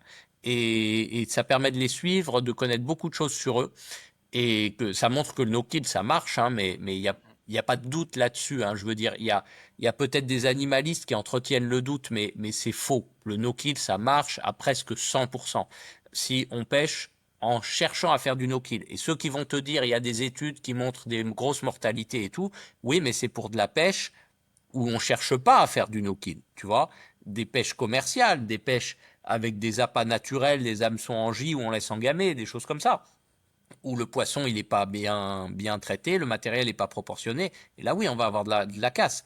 Mais quand tu cherches à faire du no-kill, tu relâches le poisson, il repart, à part circonstances rarissimes, il repart à chaque fois. Des marlins, par exemple, on dit souvent que les thons ou les marlins ne repartent pas. Des thons, on en a marqué des dizaines avec les fédérations de pêche de Monaco, etc., avec des balises. On leur mettrait pas des balises à 4000 balles sur le dos s'ils risquaient d'aller crever au fond. Et d'ailleurs, on le voit sur les balises, il n'y en a jamais un seul qui crève au fond. Alors que tu as des gars aujourd'hui qui te disent les thons, quand on les relâche, ils meurent tous. C'est faux. Certains meurent si tu pêches pas comme il faut et que tu les réoxygènes pas comme il faut, ça peut arriver. Mais si tu le fais correctement, tu as zéro mortalité sur les thons et zéro mortalité sur les marlins. Pareil, il y a beaucoup de gens qui disent que les marlins, et il y en a qui crèvent. Ça m'est arrivé une fois sur plus d'une centaine de marlins et c'est parce qu'on n'avait pas le bon matériel. D'accord. Ok, il n'y a pas aussi le combat un peu long tu vois, il y a ça sur les saumons aussi, où on dit qu'ils blanchissent en fin de combat, où le truc il est Oui, mais fracassé par le combat, quoi. en fait, oui, si tu ranimes le poisson, dans ces cas-là, il repart bien. Mais D'accord. si le combat est vraiment trop long, il faut le réoxygéner. Les poissons comme le thon, tu peux pas enfin, c'est pas juste attendre qu'il se réoxygène, tu vois, parce que un brochet, par exemple, s'il est épuisé d'un combat, la seule chose que tu as à faire, c'est aller le mettre dans de l'eau un peu froide, un peu le pousser vers de l'eau profonde, puis il va se faire oxygéner tout seul. Il faut pas y toucher. Il vaut mieux le laisser que de le secouer comme font certaines personnes ou quoi. Mm. Ça sert à rien. Ben, c'est ce qu'on Euh, faisait avant, un gamin, c'est ce qu'on nous expliquait, même je pense dans la oui, pêche et les poissons, toujours faire sûrement. aller d'avant en arrière. Mais la branchie, elle marche que dans un sens. Donc avant-arrière, ça sert un peu à rien. Vaut mieux le mettre face au courant, tu vois. Après, tu as des cas vraiment extrêmes où je sais que des gens ont pu faire des massages cardiaques sur des poissons ou des choses comme ça qui ont fonctionné. Mais bon, c'est des cas un peu particuliers. Mais en général, la plupart des poissons, t'as rien à faire. Mais le thon, lui, il a besoin de nager pour s'oxygéner. Il peut pas battre des ouïes. Donc tu dois le traîner, en fait. Et c'est comme ça. Ou le marlin, pareil. Tu dois le traîner avec le bateau, avec le moteur pour qu'il avance et pour l'oxygéner. Et c'est long. Parfois, tu dois le traîner pendant un quart d'heure avant qu'il commence à reprendre des signes de vie. Donc, tu traînes un poisson qui est raide pendant un quart d'heure et au bout d'un quart d'heure, il commence à bouger, il se ranime, il reprend des couleurs, il repart. D'accord. Et dans pas mal de pays, c'est obligatoire. Hein. Au Canada, en Angleterre, le thon que tu relâches, tu es obligé de le ranimer pendant 10 minutes derrière le bateau. Et en fait, Ouais, tu te laisses pas couler, ça, quoi. ça améliore totalement le taux de survie du poisson. Ok. Bill François, c'est quoi ton pire souvenir ou ta plus grosse galère de pêche? Ça, il y en a aussi beaucoup, hein. Je suis étonné d'ailleurs, tout le monde me dit Ah, ah moi je suis un chat noir. ah oui, oui, mais en fait, c'est ça. Mais tous les pêcheurs, on a des moments chat noir et des moments pas chat noir, hein, je crois. Hein. C'est un peu ça qui fait aussi le sel de la pêche, tu vois. On a nos périodes. Quand j'avais commencé la pêche à Paris, à un moment, j'ai fait 11 bredouilles d'affilée, tu vois. Mm. C'était une mauvaise période, on cherchait, on pêchait pas comme il fallait, c'était l'hiver et on a fait 11 bredouilles d'affilée. Et puis après, on est tombé sur une technique, un spot avec des silures, et là, pendant peut-être 10 sorties, on a fait des silures à chaque fois. Donc on a eu chat noir et puis chat blanc, tu vois, mais c'est souvent comme ça. Euh, encore hier, avant-hier, j'ai eu une galère avec un ami. Un spot où on descend à la corde pour chercher les chevennes. Il y a une pente un peu raide. Et j'avais mal fait le nœud. Putain, le pauvre, il s'est retrouvé à l'eau. Ça, je m'en voulais.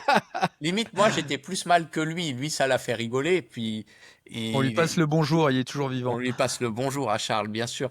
Mais il est toujours vivant, oui. Mais non, c'était certainement pas ça, ma pire galère de pêche. Euh, je réfléchis.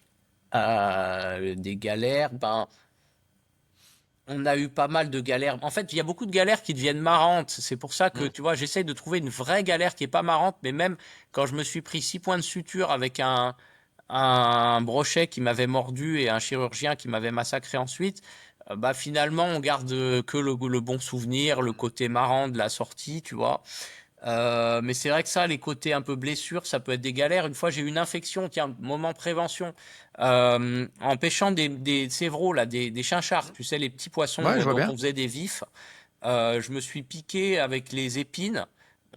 Ça arrive tout le temps à la pêche de se faire des égratignures, tu vois. Mais en fait, si tu as des égratignures à la face ventrale des mains, de ce côté-là, au niveau des articulations. Ailleurs, ça craint rien, mais voilà, ces endroits-là. Même si ça perce très peu, ça peut taper la gaine d'un tendon qui est stérile, et ça peut te faire une septicémie, c'est hyper dangereux. Et donc, faut toujours bien se désinfecter les mains, et si tu as le moindre signe un peu louche, faut tout de suite aller voir un toubib. Et en fait, bah, moi, je connaissais pas tout ça, donc j'avais pêché, je m'étais blessé les mains comme toujours, sans faire trop gaffe. Et 5 jours après, j'étais en Nouvelle-Zélande. 5 jours après, j'étais en train de pêcher à la mouche. Je pêche pas très bien, je comprends pas ce qui m'arrive. Et le soir, je retrousse ma manche. J'avais une ligne rouge qui allait du bout de mon doigt jusqu'à la veine là, enfin qui suivait tout le long du bras et tout. Rouge écarlate le truc. Et alors, je vais à la pharmacie, tu vois, ils regardent ça, ils me disent, on t'appelle direct un taxi pour aller à la capitale. T'as 48 heures quoi. Et ouais, heureusement, la Nouvelle-Zélande, les hôpitaux, ils sont au top et tout. J'ai été hyper bien soigné. Heureusement que c'était pas dans un coin foireux. Mais si tu veux, ça, c'est le genre de truc qui est une galère. Ouais, ça, c'est une vraie galère sans aucune conséquence positive. Mais ça permet Bah, d'alerter d'autres gens parce qu'en fait, tu vois, en racontant cette histoire, j'ai plusieurs pêcheurs que je connais qui m'ont dit que ça leur était arrivé aussi. ah ouais, Et ok, donc, c'est pas si rare que ça à la pêche parce qu'on se d'accord. coupe pas mal les Bah, doigts. tout le Donc, temps, tout le temps, tout le temps. Moi, je vois le ouais. bar, la perche, Oui, oui, enfin, il tous y a ces beaucoup poissons qui ont d'espèces. des épines, Ouais. on n'y fait pas gaffe. Il faut toujours bien laver avec du savon. Mais quand je dis bien laver, Si tu as vraiment une blessure, tu laves, normalement, il faut 10 minutes. Alors, on fait pas toujours 10 minutes, mais fais au moins 3 minutes, c'est déjà ça. C'est long, 3 minutes. Et un Tu bon laves, antiseptique sur le bateau ou dans le sac et à dos. après, voilà, tu laves avec du savon 3 minutes. Après, tu mets un bon désinfectant. Et ensuite, voilà, si c'est blessé un peu profond, il faut du Daquin. C'est le meilleur désinfectant, mais c'est celui qui rentre à l'intérieur des plaies. Je peux te dire, Ok. je me suis renseigné après, parce que j'en ai eu d'autres, hein, des blessures de Ah, poisson, tu t'en doutes. ok. Mais ouais, sinon les autres galères, en fait, ça fait que des bons souvenirs, tu vois. Je me dis toutes les fois où on s'est retrouvé coursé par des chiens en faisant du braconnage, coursé par des flics, coursé par des... Et coupe pas, ça c'est pas la peine. Moi, je revendique le gangsta fishing, c'est très bien. On défend de pêcher dans les propriétés privées. On pêche pas dans les réserves, mais pêcher dans les propriétés privées qui sont pas gérées, qui sont pas... tu vois, on a privatisé trop de choses en France et je pense que c'est un accès naturel à la nature qu'on devrait avoir. C'est notre droit à tous et j'ai pas honte de le dire, tu vois. Pas dans le jardin des gens évidemment, pas dans les étangs gérés ou dans les eaux privées qui sont gérées parce que ça s'assimile à des réserves. Il y a des zones privées qui sont gérées pour la pêche et ça, il faut respecter évidemment. Ça peut être l'outil de travail aussi de certaines personnes, mais il y a quand même plein d'étangs totalement juste privés, mais où les propriétaires ne les utilisent pas, qui sont en libre évolution naturelle. Et d'interdire aux gens d'y aller, c'est quand même assez honteux. Et dans des pays comme la Suède, tu as le droit hein, de camper et de marcher, de pêcher partout, même dans les terrains privés, tu vois. Et je vois pas pourquoi on fait pas ça en France aussi. Ok. Ma fille m'a demandé de poser à tous les invités, donc je le pose maintenant à tout le monde sur ordre de ma fille, une question. Bill François, dans quel endroit de pêche tu te sens le mieux? Euh, C'est quoi le coin de pêche pour toi où tu es vraiment au max, quoi? Plénitude. je vais encore te donner plein de réponses. Non. Euh, oh, je dirais le coin auquel je suis le plus attaché, tu vois. Donc probablement que des petits rochers sur la côte méditerranéenne où j'ai grandi en apprenant à pêcher, quoi. Enfin, pendant toutes mes vacances et donc que je connais chaque mini caillou et ça, je trouve, ça offre une dimension sentimentale qui est pas la même. Alors j'adore aller en Amazonie dans des coins inexplorés, être le premier blanc à pêcher une réserve indienne qui a jamais été ouverte, mais mais par contre dans un endroit que je connais, chaque caillou il a du sens, donc c'est peut-être ça a peut-être plus de sens pour moi. Et là, c'est peut-être moi qui suis comme l'Indien, justement, l'indigène, qui, tu vois, voit du sens et de la poésie partout dans la nature, quoi. Et donc, ouais, je dirais, c'est ces rochers-là, aux Issambres, en Méditerranée, sur la côte varoise. Il y a, il y a rien de fascinant à pêcher là-bas, enfin, d'extraordinaire, tu vois. Il y a des girelles et de la soupe, quoi. Les oblades, Et etc. voilà, si tu te démerdes bien, tu vas pouvoir pêcher des oblades, des sars, si tu es très bon et que tu as les astuces. Mais faut pas s'attendre à beaucoup plus. Mais comme je connais chaque endroit, chaque rocher, je sais que là va passer le mulet à telle époque, là se reproduit tel poisson. Et puis en fait, comme c'est la mer, enfin même en eau douce, en fait c'est la nature, on y fait des découvertes à chaque fois. Donc elles ont encore plus de poids, tu vois. Dans ce coin-là, moi chaque année, je découvre un truc que j'ai jamais vu, même si ça fait presque 30 ans que j'y vais, quoi. Là, cette année, c'est même le jour de l'an. Je dis ça tout le temps, hein, que chaque année, je découvre un truc. Cette année, je me suis baigné 1er janvier, c'est là que je découvre. Un Doris dalmatien, c'est une limace de mer, une sorte de grosse limace de mer colorée, pas un Doris dalmatien, pardon, un Doris géant. Doris géant, donc c'est la plus grosse limace de mer qu'on a de la famille des Doris, un nudibranche coloré magnifique. Donc nudibranche, c'est un gastéropode qui a les branchies hors de son corps, donc ça fait comme une D'accord. fleur sur le dessus. C'est superbe. Et je mets un masque au premier de l'an pour aller voir, et boum, je tombe là-dessus, alors que normalement ça vit à 15 mètres de fond. Il était dans 1 mètre d'eau, magnifique. Tu vois. Et donc ouais, ces trucs-là, moi, ça me touche plus quand c'est un endroit que je connais et tout. Mais c'est bien, tant mieux, parce que je pense que c'est d'ailleurs un de nos articles qu'on va sortir bientôt là dans le magazine. C'est bien de ralentir, tu vois, le slow fishing. On a Thierry Bruand, un des piliers du magazine, qui nous a fait un article sur le slow fishing. Donc c'est l'idée, c'est pas pêcher en animant lentement son leurre, hein, ça on connaît tous. C'est l'idée de ralentir dans sa pratique, que voilà, d'essayer de pas forcément acheter des tonnes de matériel de l'autre bout du monde et d'aller faire 15 voyages par an, mais de bien connaître un territoire, peut-être payer un guide pour aller découvrir un truc nouveau pas loin de chez soi, tu vois, investir tout ça autrement pour que au niveau écologique, au niveau économique, ça se passe mieux, que ça soit plus sain pour tout le monde, pour la planète avant tout, et puis même pour soi, ça nous reconnecte. Et moi, il y a un scientifique qui s'appelle Sébastien Boller qui a écrit des livres sur le cerveau qui m'a beaucoup touché, où il explique que notre cerveau, en fait, il est drogué au plaisir. Et le principe du drogué, c'est d'en vouloir toujours plus. Et c'est vraiment comme ça que ça fonctionne à l'intérieur de nos neurones, tu vois. On veut toujours plus d'informations, toujours plus de bouffe sucrée, par exemple, et toujours plus avec la pêche, c'est vrai aussi, tu vois. On veut toujours plus de ce plaisir. On est clairement addict quand on est pêcheur. Et donc, ce qu'il dit, c'est que pour se désintoxiquer, ce qu'il faut, c'est retrouver le même plaisir, mais dans des choses plus petites. Et, et ça veut pas dire moins de plaisir. Et au final, quand tu es dans une toute petite rivière où la Fario de 25, c'est la plus grosse de la rivière et tu la traques depuis 1 an et que finalement tu l'attrapes, tu peux avoir plus de plaisir que d'aller faire un marlin à l'autre bout du monde, tu vois. Mm, mm. Non, mais je suis en phase. Une petite question pêche encore, après je vais te laisser parce que tu as un voyage. Euh, Est-ce que ton parcours scientifique, ton expertise scientifique a un impact sur ta pratique de la pêche? Est-ce que je sais pas, tu réfléchis une technique, une période, une température en te basant sur tes faits scientifiques ou c'est cloisonné les deux pour toi? Non, c'est pas cloisonné, et je dirais même que c'est réciproque. C'est-à-dire, oui, quand je m'intéresse à la science, ça a un impact sur la pêche. Beaucoup de choses toutes simples, hein, mais tu vois, par exemple, les vortex, quand tu es dans une piscine l'été, parfois tu vois au fond des ombres noires rondes.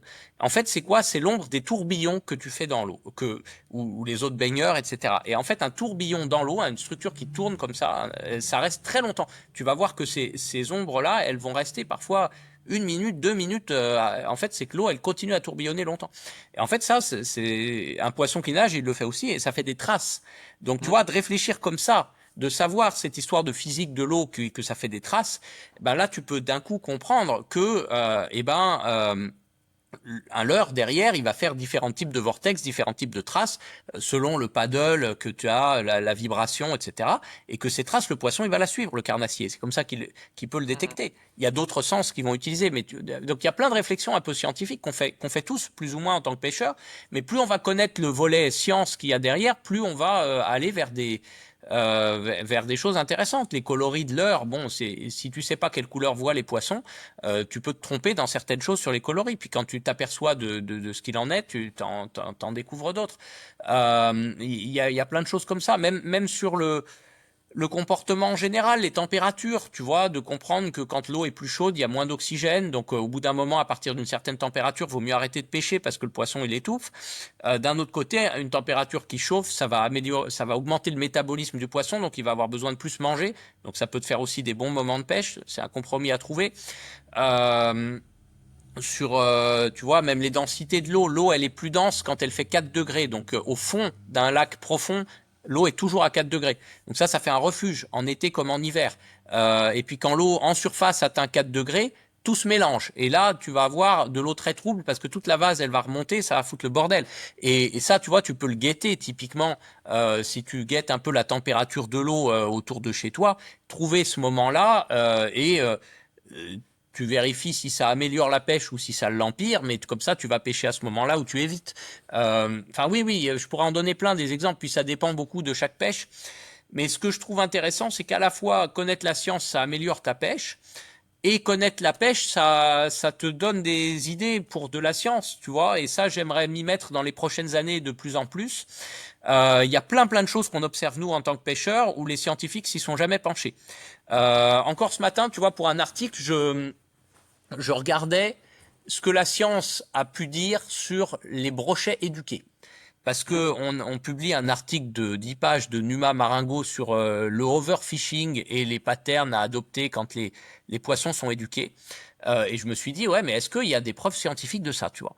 La réponse, oui, il y en a, mais très peu et vraiment très basique. Parce qu'en fait, ben, les scientifiques, il n'y en a pas beaucoup qui étudient ça, des vrais qui sont payés pour ça. Et puis ceux qui sont payés pour ça, ben, les instituts de recherche, ils peuvent pas les payer à aller à la pêche tous les jours. Donc, ils vont à la pêche une semaine. Ils mesurent tout très rigoureusement pendant une semaine, avec juste un type de leurre ou deux, parce qu'il faut être rigoureux, tu vois. Sinon, si tu changes de leurre, ça introduit un biais dans ton expérience. Donc, ils font un truc très très basique. Et là, ils vont avoir comme ça des statistiques. Et comme ça, ils ont effectivement mesuré que le brochet s'éduquait plus vite sur une cuillère que sur un leurre souple, mais ils ont utilisé qu'un type de cuillère et qu'un type de leurre souple. Oui, et puis Qu'au pendant bout, une période, tu sais pas s'ils ont voilà. juste arrêté de bouffer à la fin de la semaine parce qu'il a fait plus froid. Oui, oui, oui, non, mais alors après, ils ont pris un étang aussi très petit, donc qui est pas représentatif de tous les étangs, dans lequel ils ont pu compter les brochets. Enfin, tu vois, c'était tout très calculé, mais voilà, c'est sur une certaine période. Tu sais pas ce qu'il a pu se passer dans les comportements. Enfin, il y a plein de facteurs, mais eux, ils essayent d'éliminer tout ça pour faire de la statistique. Mais du coup, leur étude, t'as l'impression que ça enfonce des portes ouvertes. Parce que, en gros, ils disent, voilà, le brochet, il s'éduque moins si tu pêches au vif, plus à la cuillère et moyennement au leurre souple. Et puis ça compte pour à peu près un tiers de. Enfin, il calcule un peu en quoi ça rend la pêche plus difficile. Euh, mais tu te dis, ça enfonce des portes ouvertes. Mais d'un autre côté, si tu veux de la rigueur scientifique, tu peux pas affirmer beaucoup plus avec les moyens qu'ils ont. Nous, à l'inverse, en tant que pêcheurs, on a énormément de moyens d'observation, mais on n'a aucune rigueur scientifique. On va observer plein de trucs toute la journée, mais on va pas consigner. Ça dépend des gens. Il y en a qui le font plus ou moins rigoureusement, mais on fait rarement toutes les statistiques que font quand même les scientifiques. Et en fait, on observe du coup plein de trucs qui pourraient être l'objet d'études scientifiques. Et moi, ce que j'aimerais bien, c'est que certaines de ces découvertes, on arrive à les valoriser mieux. Et je trouve que le dialogue entre le monde de la pêche et le monde de la science, il est très fructueux. Et dans certains endroits, dans certains cas, il se fait, mais pas encore assez. Enfin, c'est jamais assez, et on pourrait faire plus. Et en particulier en France, tu vois, sur certaines pêches comme la pêche au gros, des grands marlins et tout, ça fait depuis Hemingway que les pêcheurs emmènent des scientifiques et participent au programme de marquage, et c'est presque de la pêche scientifique aujourd'hui qui vont pratiquer. Mais pour la pêche au brochet, par exemple en France ou au silure, pourtant on ne sait pas grand-chose sur ces poissons, on n'a pas d'études. Typiquement le sens électrique du silure, il y a un papier des années 70 où un mec a regardé la tête d'un silure, a un peu analysé ça, a découvert qu'il sentait l'électricité. Ils sont jamais allés plus loin. On sait même pas comment ça marche. Il y aurait des trucs à faire. Donc, tu vois, ça, je pense que vraiment, il y a plein de découvertes à faire là-dessus, sur les capacités des poissons. Et j'espère qu'avec le monde de la pêche, on va pouvoir développer des choses comme ça. Ok. Bon, on pourrait parler pendant 8 heures, mais j'ai Je pense, oui, c'est le principe. deux, trois petites questions pour terminer. J'ai commencé à demander aux interviewés précédents une question pour l'interviewé suivant. Donc j'ai Rémi Segler qui te connaît assez peu, donc il m'a dit je sais pas trop quoi lui demander. Du coup, je vais quand même dire sa question, même si elle a rien à voir avec la pêche. Il m'a dit il est sympa, Jamel. Ah, bah quand même, il me connaît un petit peu alors. Il parle de Jamel le silure ou de Jamel le bonhomme? Jamel le bonhomme Les deux sont on t'a vu à la sympas, télé. oui, bah, il est très sympa. Déjà, il m'a donné un coup de projecteur médiatique totalement inattendu, mais très positif. Et que positif, tu vois, Ouais, c'est ça vrai. rejoint un peu ce qu'on disait tout à l'heure. Quand tu es dans de la Ouais, positive attitude, tu y restes. Il n'y a jamais eu une seule critique, ni rien. Même les plus anti-pêche ont fermé leur gueule, parce qu'en fait, d'accord. on s'attaque pas à Jamel, tu vois. C'est que du Hmm. cool, tout le monde est content, il y a un super buzz positif. Dans ces cas-là, personne ne dit rien parce que ils sont les ennemis sont dans la stratégie. Ils vont attaquer la proie boiteuse, ils vont pas Hmm. attaquer celui qui marche bien, tu vois. Ouais. Et, et donc ça m'a permis d'aller porter des messages sur la protection des milieux aquatiques auprès de publics qui n'en entendaient pas forcément toujours parler. Donc ça, c'est très positif dans les médias. Donc merci Jamel. Mais sinon, ouais, en tant qu'humain, il a l'air très sympa. Écoute, je l'ai croisé que 2 fois hein, à la pêche, et puis ensuite il m'a invité dans son comédie club pour m'interviewer aussi. Mais Ah, très excellent. cool, très accessible, vraiment, ouais, plutôt très gentil. Et c'est un point, si on doit en tirer une leçon aussi sur la pêche, avec les célébrités, on a une carte à jouer. Il Hmm. y a beaucoup de gens célèbres qui pêchent, qui aiment bien la pêche, parfois même qui sont des vrais passionnés. Et on devrait les utiliser un peu plus comme ambassadeurs de la pêche, tu vois. Je Bah, pense faut que tu me que donnes des noms et que je les interviewe, hein. bien sûr. Après, ils sont pas toujours faciles à interviewer, mais carrément, je te donnerai des noms. Tu vois, il y a des gens comme le rappeur Oxmo Puccino Ok. qui sont vraiment des passionnés. T'as des footballeurs qui s'appellent Hernandez là du PSG, Ok, je euh, suis pas qui, très foot, qui en donc ce moment, moi non plus, moi non plus, mais Mais qui ok. est fou de pêche aux silures. Des chanteurs comme Pierre Perret qui ont fait même Ah des oui, le chansons sur saumon la Pierre pêche. Ou Perret, ouais. Renaud. Putain, lui. Renaud, il a fait une chanson sur la pêche à la mouche, mais il pratique, je sais pas s'il la pratique encore beaucoup maintenant, mais en tout cas, il a longtemps pratiqué la pêche à la mouche. Il habitait à l'île sur la Sorgue pour ça, c'est une Mhm. rivière à truites. Mhm. Il a fait une chanson qui s'appelle Tant qu'il y aura des ombres aussi sur les truites et les ombres et les vandoises des rivières, enfin tu vois.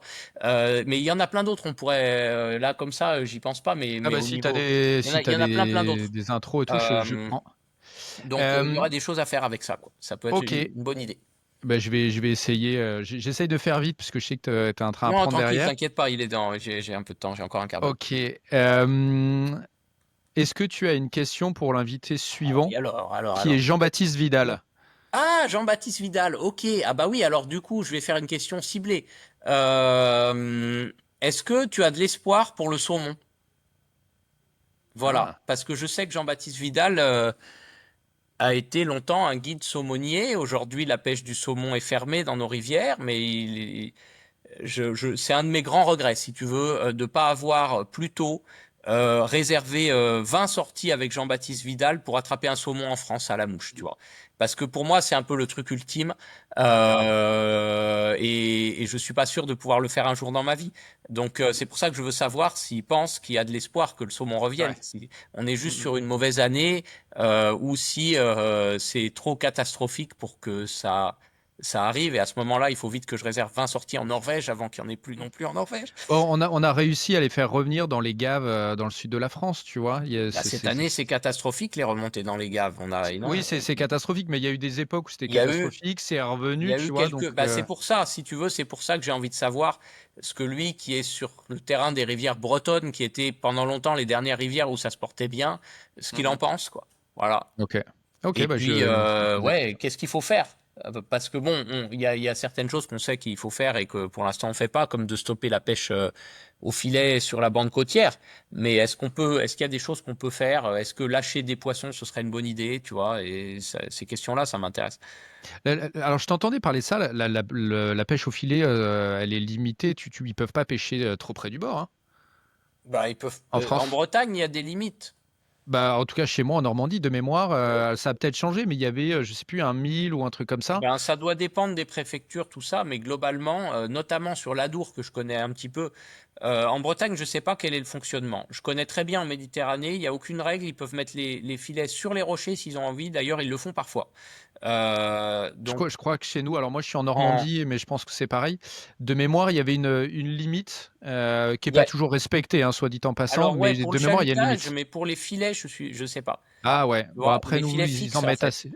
Chez nous, ça en Euh, met assez peu, les filets fixes. Donc, Parce que dans l'Adour, c'est le problème sur les saumons. Là, ils ont sorti, l'association défense des milieux aquatiques a sorti les chiffres des migrateurs tués par les filets.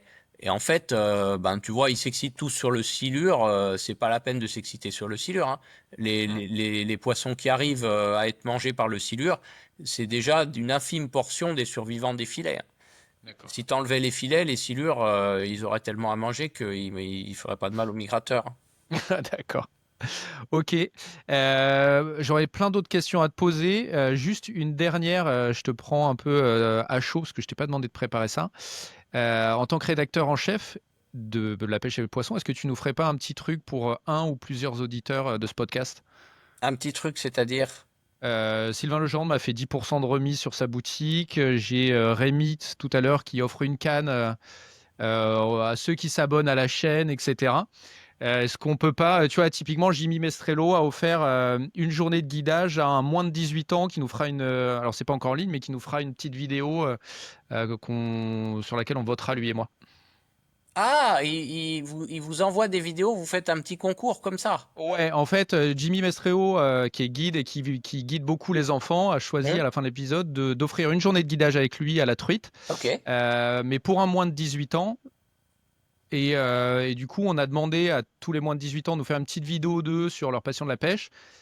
Et quand on aura tout reçu, on fera lui et moi un petit vote là-dessus et puis il choisira une personne avec qui il ira faire une journée de pêche. Eh ben, on n'a qu'à donner 1 an d'abonnement Ok, pour un pêcheur, pas de limite d'âge, ok. qui nous écrit un petit texte sur sa passion de la pêche, de la longueur de son choix, pourquoi il pêche, qu'est-ce qui le touche, voilà, la passion de la pêche en général.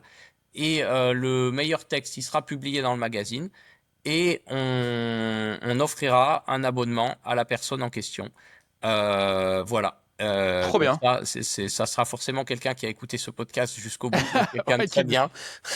À moins qu'ils aillent juste tous à la fin pour avoir le jeu concours, hein. Fais attention à ça. Peut-être. Il faut que tu mettes le jeu concours à des endroits random dans tes émissions, parce que sinon ils vont écouter que la fin.